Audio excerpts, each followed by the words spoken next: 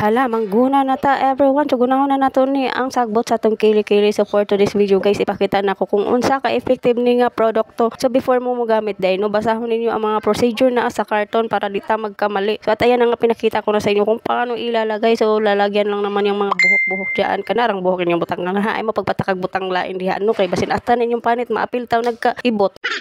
Og after nimo mabutangan ang duha ka kili-kili, so imo na siyang ibabad 10 minutes. So after 10 minutes guys, so ato ana na siyang pahiron kahigon aning spatula nga ilang gipakapin ana nga produkto no. So pakapin na siya kanang spatula, so muna siya ka effective. Naapil gid siya una kahigid ang yang mga buhok-buhok guys, tigid mo magmahay ani dali ra kaayo mahuman gid din na mo magamit og kanang mga polar, mga channel unsa pa na din na.